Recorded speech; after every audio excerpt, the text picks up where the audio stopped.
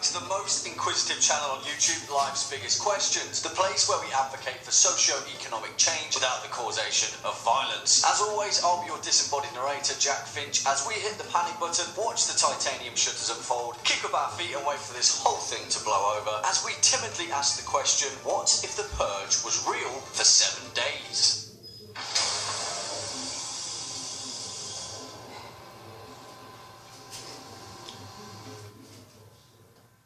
Now, we've already proposed the question of the Purge being real, 12 hours where all crime is legal across a dystopian United States of America. You know the drill and how it all plays out, but what if we stick you one further? What if we stretch that out to an entire week of purginess? Well, let's find out. Before we jump into that car crash of complete carnage though, make sure to hit that thumbs up button if you're a fan of this video, LBQ, or just dystopian hypotheticals in general. Also, be a dear and hit that subscribe bell so you can stay up to date with our latest and greatest uploads. On with the question. In the real world, as you know, The Purge was a 2014 dystopian horror film that went on to spawn a 4-film franchise, as well as a hotly controversial new Netflix series that debuted this month. While in no way being a franchise held in fond regard by the modern world, it still delivered itself to be an interesting concept with some surprisingly intellectual foundations. Particularly in the climate that we live in today, we often find ourselves thinking how society would react to such visceral complications. These violent delights have violent ends and all that. Although we'll approach this question with a light-hearted mentality, the truth behind this question is ultimately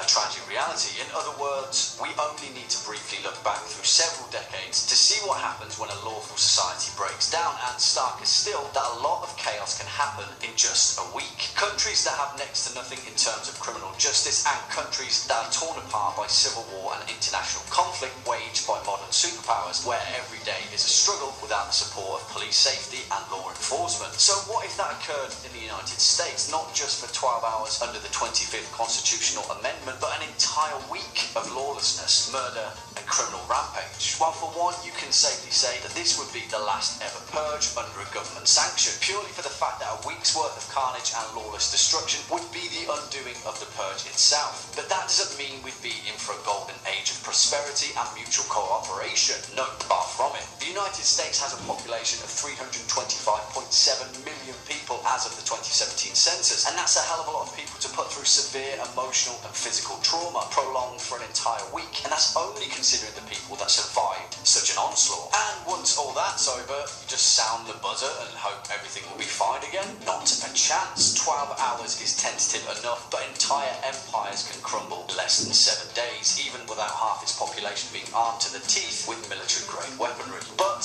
and a huge but, granted, this is all under the assumption of a defined population, because if we have a complicit population, then it's a completely different story. Before we dive into that can of worms though, let's wind it back a little bit. At what point will we find ourselves with a 7-day purge? Is this the reward for several decades worth of successful purging and a government that somehow managed to cling onto such a model? Or is this the product of a purge that got out of hand and a government that couldn't keep a lid on it? If we take our first possibility, then we need only to look towards instances such as the Milgram experiment and the Zimbardo prison study to understand that the likelihood of it happening is an entirely possible scenario. History has tragically shown us so. The Holocaust, the Red Terror and the Stalinist purges, Tiananmen Square, as both studies ultimately found, a malevolent authority can accommodate psychopathic and sadistic tendencies, and a week-long celebration purge could be implemented as part of, say, a 10th, 25th or 50th anniversary of the purge under a completely complicit yet twistedly murderous society that would be met with thunderous applause. Put your Hunger Games hats on, I don't know, but the thing with these things is there's always a resistance of some sort. I'm an optimist and I believe in the infallible nature of the human spirit, joy as an act of resistance, and undoubtedly, however small and defeated, there'd be a number of people in the United States who are sick and tired of the murderous purge, and all it would take is a period of time where they could get things rolling and seize back control.